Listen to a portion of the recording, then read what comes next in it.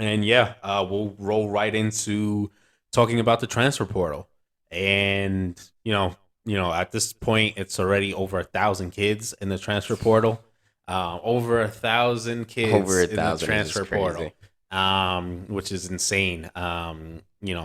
There's people who estimate there might be upwards of 3,000 kids in the That's transfer portal. insane. And Think I, about how many football teams just in general that is in right, itself. right. And so, yeah, this is gonna be a wild experience, right? We've seen people transfer before, obviously, before all these rules. We've had, Jalen Hurts was a transfer, Joe Burrow was a transfer, Justin Fields was a transfer, right? But these guys had to go through, obviously, navigate it differently before you were just allowed whenever you wanted to transfer. You had to get either certain permission to play right away or you had to Right. sit a year. Then it turned to you didn't have to sit a year, and we saw a lot of people move around last year after the regular season. And yeah, this year is just going to be wild with the inclusion of NIL. Some people are saying there's going to be a lot of kids who want to stay, but they're going to get in the portal to field offers. Yeah. And even they might even go back to their school, but they'll make their school pay them more money to come back. Yeah. So there's a whole bunch of craziness that's going on with this transfer portal. The problem with the transfer portal is this: if you're one of the better players, like if you're like a former 5 star or 4 star, you're probably going to be fine, Right. right? You're going to find a place to land, even if one, you didn't play all year. People still banking on your potential. If you did play, even better, you have performance to back it up. If you And played you have well, film on top of that. if you didn't play that well, people would still give you another chance, especially if you were at like a Power 5 school. You'd probably get another shot at a Power 5 school, or you could drop down to one of the one level down and play maybe in the MAC or something like that. Yeah. They'll take a chance on your potential as well. If you have issues, right? If you maybe were labeled kind of a troublemaker or a headache, and you have this talent, somebody's probably still going to give you a chance. But it gets iffy when you're not one of these guys, one of these, select few, maybe the top 200 in every class. Hmm. You got to be careful when you leave you go in the transfer portal, because people think, oh, I'm going in the transfer portal. It doesn't mean I'm leaving my team, but I get to look at my options. But what Right. happens is schools only have so many scholarships. You get in the transfer portal, maybe they find some players better than you. And by the Yeah. time you want to come back, there's no spot for you anymore.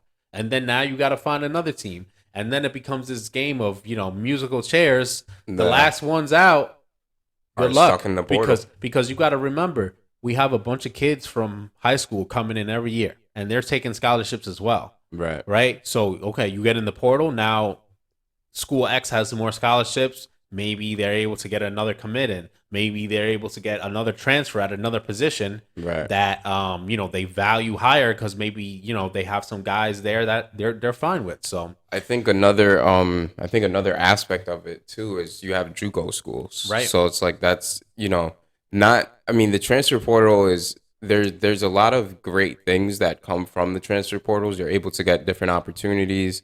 You're able to, capitalize on yourself way more than you were able to before then.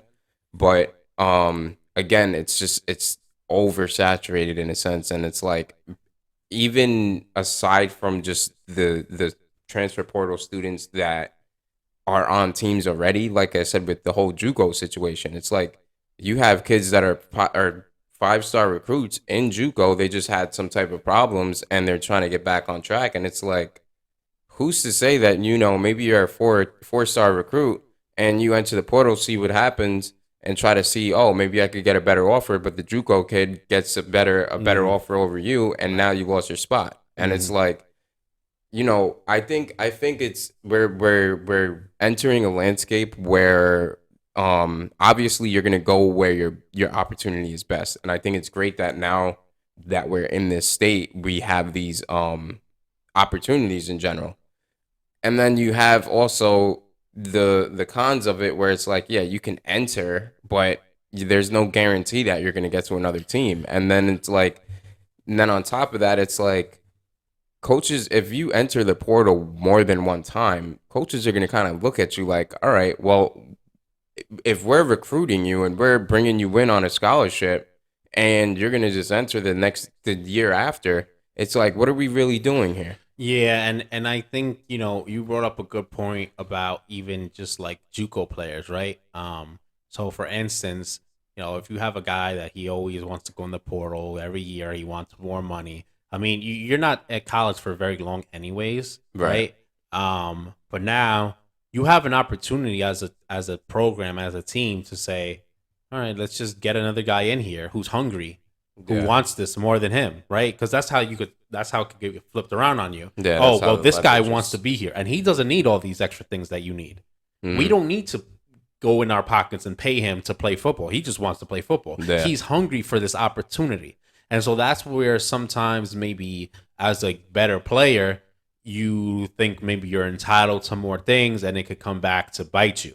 Now, that's not all of them, right? There's some good players who are, just solid people, and there's nothing wrong with wanting to get paid more if you are one of the elite athletes, right? Right. If you're a Caleb Williams, right, you have More than you have likely like have. superstar, as in terms of like name recognition, in terms of marketability, you should be paid, right? So people like that, I don't think anybody would have a problem with that. Like if he's not getting paid enough, or somebody of that caliber, it's like, okay, if you go in the transfer portal so you could get more money, it's understandable. If you're some cornerback for, any random SEC school and nobody knows, but maybe you're good, but nobody, Nobody really knows of you. outside of your fan base, people don't know who you are, and then you're going into the portal. I mean, look, there's a million corners, bro. I mean, you could go to Florida.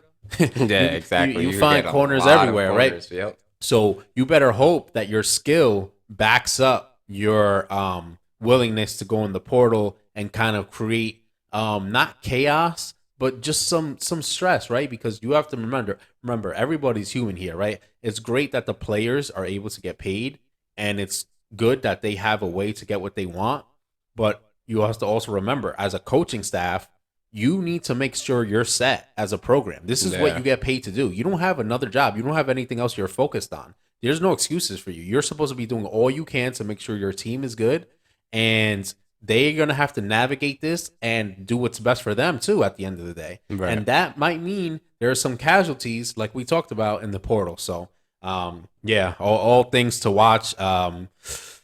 Things filling up quickly. We have some people already moving to other schools, and we'll see how things are going.